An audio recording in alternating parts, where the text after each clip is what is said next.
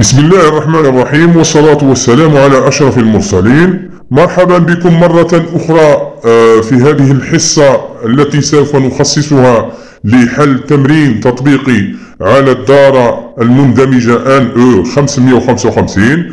إذا لاحظوا جيدا التركيب وش فيه، عبارة عن دارة مندمجة آن أو 555. إذا هذه الدارة هنا التركيب لدينا المقاومة المتغيرة P على التسلسل مع مقاومة R1 و R2. لاحظوا جيدا هنا شيء جديد عليكم. إذا لاحظوا جيدا هذه المكثفة على التفرع مع المكثفة الثانية C1 على التفرع مع C2، ولدينا كذلك ثنائي مساري D موجود في الدارة.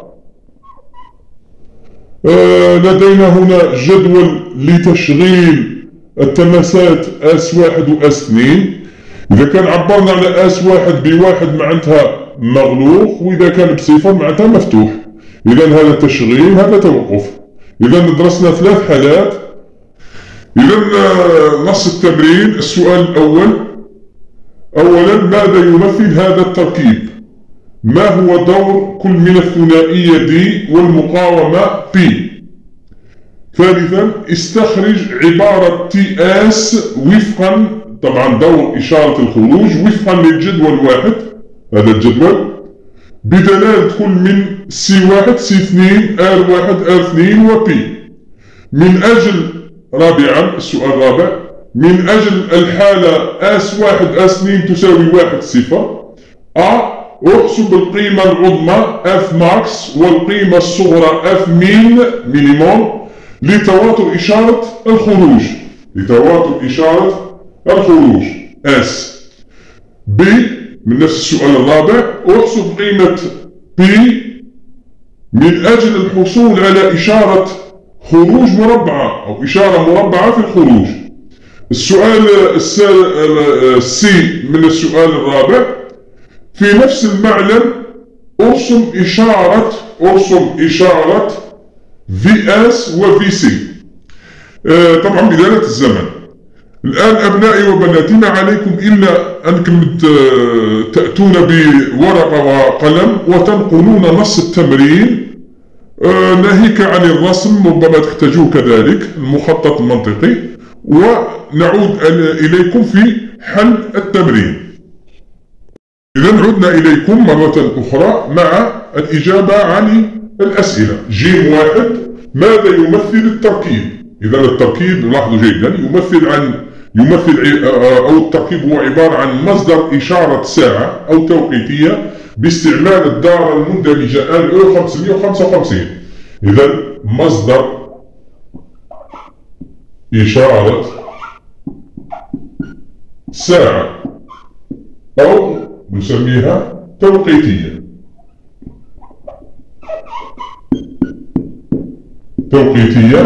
باستعمال، عفوا على القلم اللي راه يصدر في الأصوات المزعجة، توقيتية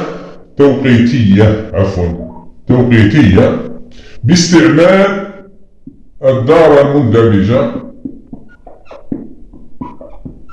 لكي نفصل فقط، آن أو 555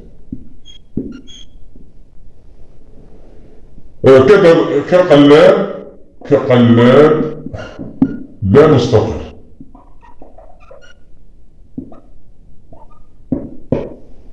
هذا الإجابة على السؤال الأول. الإجابة على السؤال الثاني، جيم 2: ما هو دور كل من الثنائية D والمقاومة P؟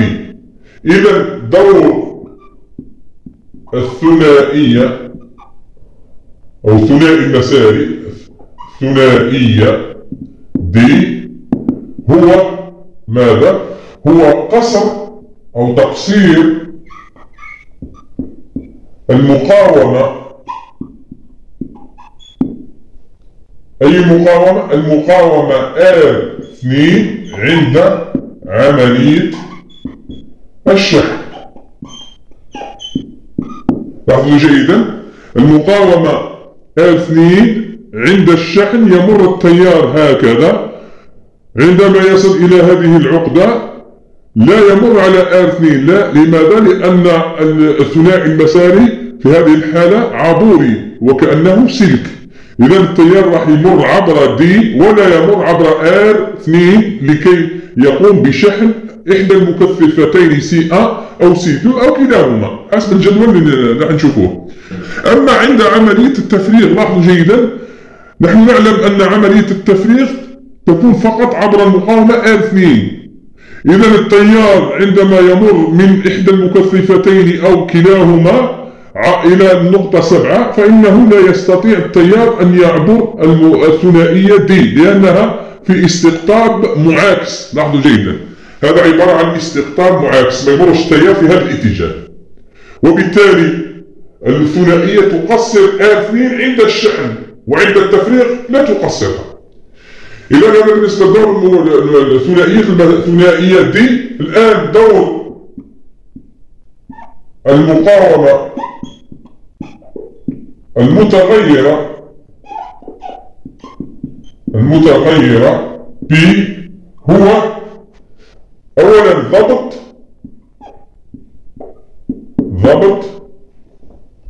دور إشارة الخروج.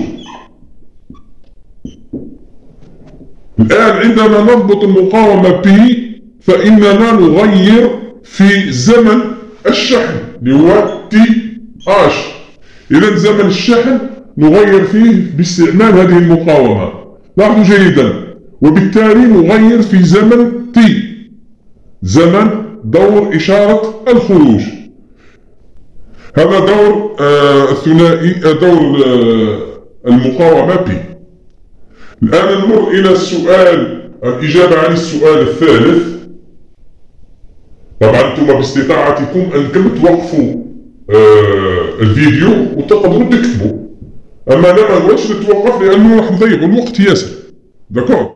إذا الإجابة على السؤال الثالث جيم 3. السؤال ماذا يقول؟ استنتج أو استخرج عبارة T دور إشارة الخروج من أجل كل حالة أو التي توافق كل حالة من هذا الجدول. إذا لدينا أو نعلم أن T تساوي TH زائد TL زمن الشحن زائد زمن التفريغ، ويساوي، إذا زمن الشحن يكون الشحن يكون عبر المقاومة P وR1 فقط. إذا P زائد R1 في C في اللوغاريتم النيبيري 2. زمن التفريغ T على TH TL يساوي المقاومة R2 في C في اللوغاريتم النيبيري 2، وبالتالي T تساوي ماذا؟ تساوي مجموعهما. إذا P زائد R2 R1 زائد R2، نخرج هذا C واللوغاريتم النيبيري عامل مشترك في C في اللوغاريتم النيبيري 2. إذا هذه عبارة الزمن T اللي هو دور إشارة التوقيتية أو الساعة أو المخرج S. الآن لاحظوا جيدا، الآن بعد ما تعرفنا على قيمة T بدلالة P و R و R2، الآن نشوفوا بدلالة C. إذا بدلالة C اللي هي C1 أو C2. إذا لاحظوا جيدا، في الحالة الأولى من أجل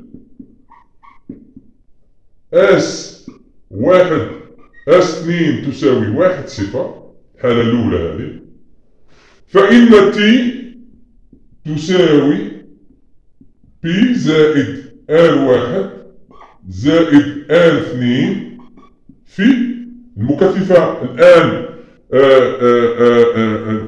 التي غلقنا قاطعتها هي C1. إذا في C1 أمر بسيط جدا في اللوغاريتم النيبيري 2. الآن الحالة الثانية، سامحوني لأن السبورة صغيرة، نمسح الجزء العلوي. الآن من أجل S1 S2 تساوي 0 1. الآن غلقنا S2، إذا العبارة هذه تتبدل فقط يتبدل فيها السي.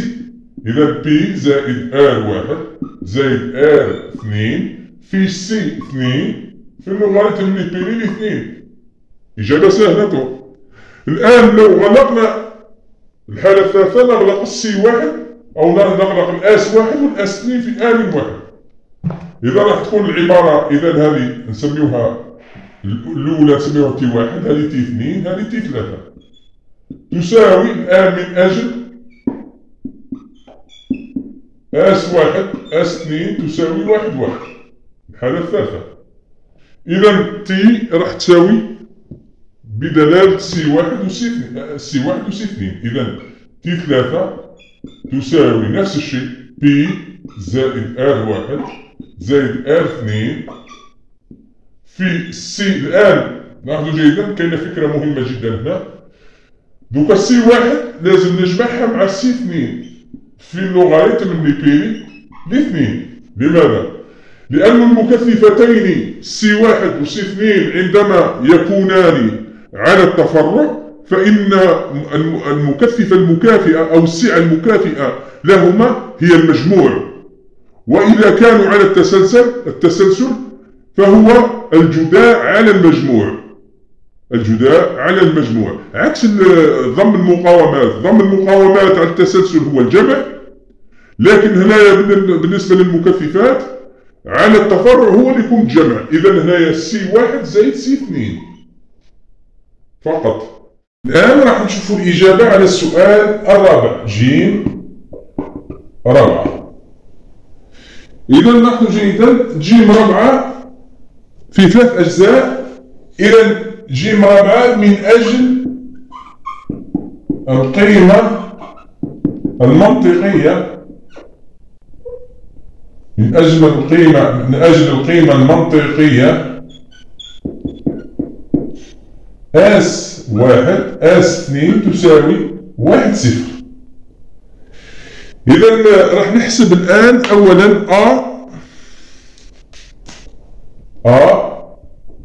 الجزء الأول من السؤال الرابع. احسب القيمة العظمى والقيمة الدنيا لتواتر إشارة الخروج. إذا هنا حساب F max. إذا F max من أجل القيمة. الآن متى نحصل على تواتر إشارة خروج أعظمي؟ لاحظوا جيدا عندما تكون المقاومة P تساوي ماذا؟ 0. واحد يقول لي يا شيخ شنو 0؟ المفروض تقول تهز القيمة العظمى. لا يا بني، عندما تكون إشارة الخروج أو التواتر الأعظمي P يجب أن تكون 0 ليس 10، لأن إشارة الخروج الأعظمية إذا كان تكلمنا على الزمن أو دور الإشارة أعظمي في هذه الحالة P لازم تساوي 10، لأن هناك تناسب طردي ما بين T و P. لكن F هناك تناسب عكسي بين P والF. إذا هنا يجب أن نأخذ P تساوي 0. نعم 0 أوم. إذا في هذه الحالة F max تساوي، طبعا F max تساوي 1 على T مينيموم. شوف لازم يتفلهوا لي هذه هنايا، لأنه F عندما يكون أعظمي يكون T أصغري والعكس، لأنه تناسب عكسي.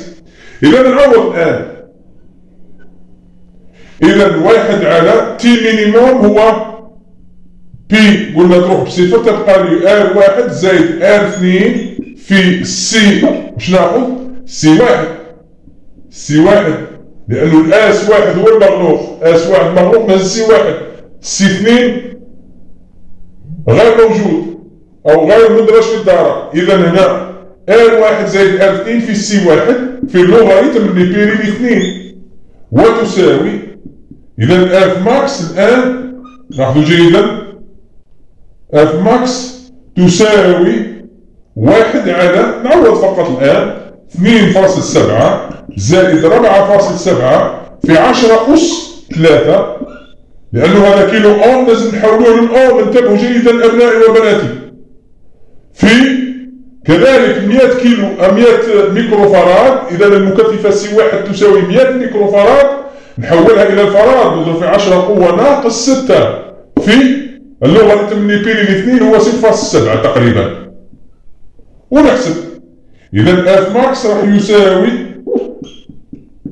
تقريبا 2 اللي هي 1.93، إذا 1.93 هرتز تقريبا 2 هرتز، هذه القيمة العظمى تقريبا 2 هرتز. الآن نحاول نحسب القيمة الدنيا. الآن القيمة الدنيا، الآن حساب اف مينيموم يعني دنيا. إذا بي هنايا لازم تهز القيمة 10 كيلو أوم. إذا بي هنا تهز 10 كيلو أوم. الآن نعاود الحساب، لاحظوا جيدا، نعاود الحساب، نضيف الآن باش ما نقدرش نعاود نكتب، نضيف بي زائد. إذا هنا نضيف 10 زائد، هذه ولات دروكا مينيموم.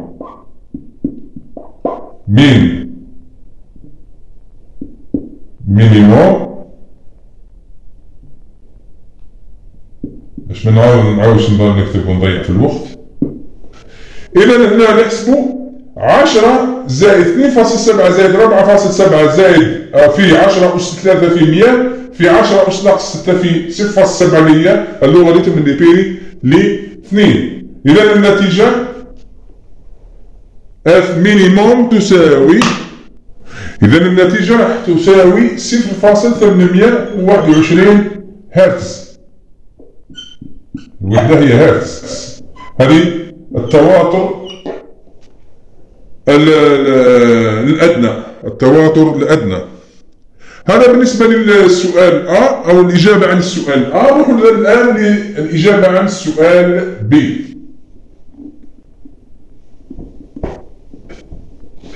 لاحظوا جيدا هذا التمرين شوية يكون شامل شوية.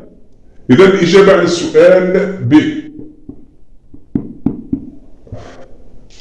السؤال B ماذا يقول؟ عين قيمة B، عين قيمة المقاومة P من أجل إشارة خروج مربعة، إشارة خروج مربعة الشكل. لاحظوا جيدا نذكركم فقط بإشارة الخروج مربعة كيف تكون. لاحظوا جيدا إشارة الخروج مربعة هكذا.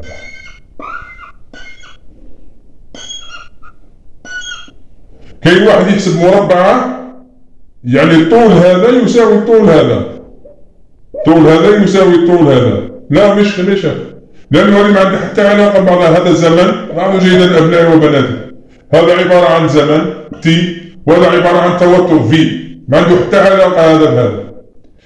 مربعة معناتها، لاحظوا جيدا، مربعة معناتها زمن الشحن اللي هو TH، زمن الشحن المستوى العلوي، يساوي زمن التفريغ اللي هو TL، زمن الشحن يساوي زمن التفريغ. لاحظوا جيدا، إذا هذه معناها إشارة مربعة. إذا في هذه الحالة إشارة مربعة معناتها TH يساوي TL، أو بتعبير آخر نقول أن النسبة الدورية تساوي نصف اللي هي ألفا، ألفا تساوي TH على T.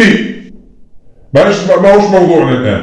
المهم TH تساوي TL، وبالتالي عندما تكون TH تساوي TL راح نعوض فقط باش نجيب قيمة P. الآن عندما نعوض القيمة TH و TP،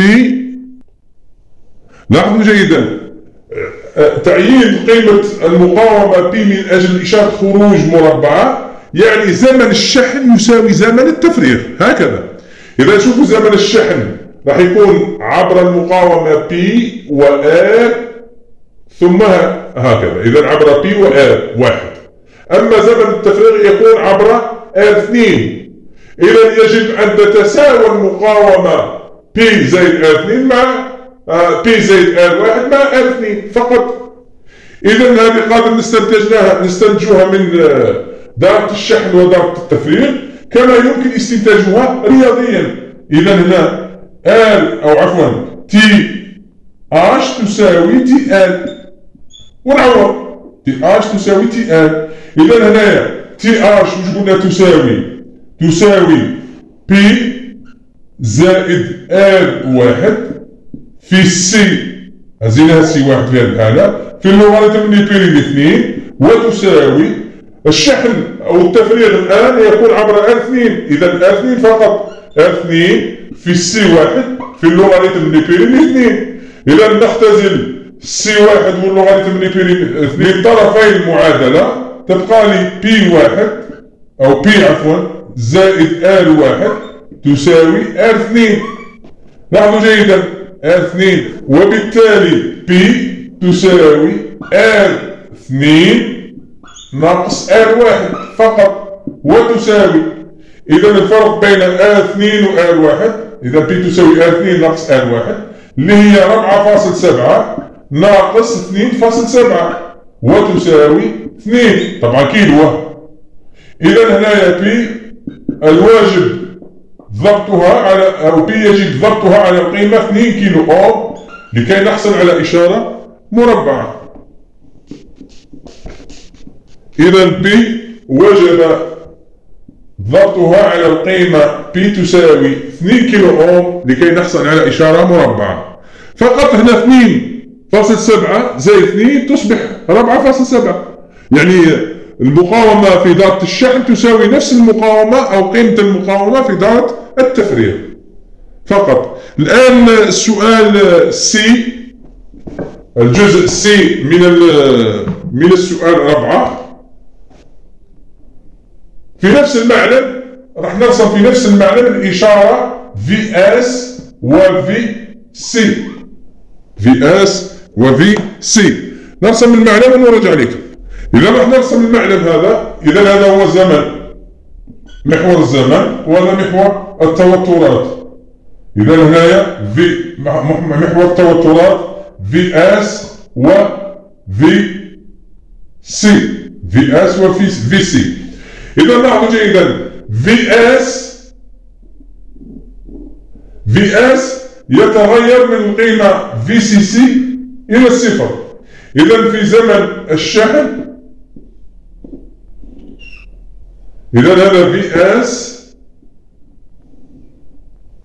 إذا هذا TH، لاحظوا جيدا TH يساوي TL. إذا هنا لازم يتساووا القيمتين. إذا هنايا هذه TL زمن التفريغ، هذا زمن الشحن. إذا نفس الشيء، هذا زمن الشحن وهذا زمن التفريغ. إذا هذا زمن الشحن واحد.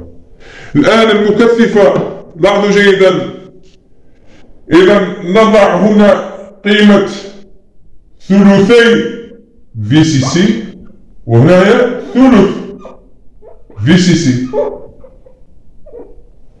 قلنا فيما سبق هذه هي القيمتان أو هاتان القيمتان يتأرجح بينهما شحن وتفريغ المكثفة. إذا المكثفة،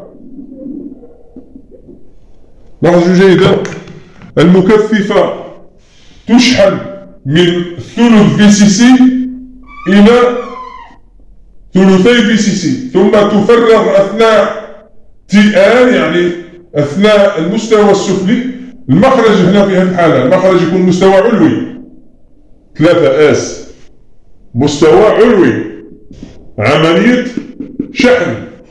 الآن عملية التفريغ هكذا من الثلثين إلى الثلث، عملية تفريغ 7 موصول إلى الواحد إلى الكتلة المكثفة C1 تفرغ عبر R2 من 7 للواحد وهكذا. ثم يأتي دور آخر اللي هي شحن تفريغ وهكذا. إذا هذا هو VC وهذا VS، هذا المعنى الإشارتين. إذا شكرا على حسن الإصغاء والاستماع. ترقبوا منا كل جديد إن شاء الله، والسلام عليكم ورحمة الله.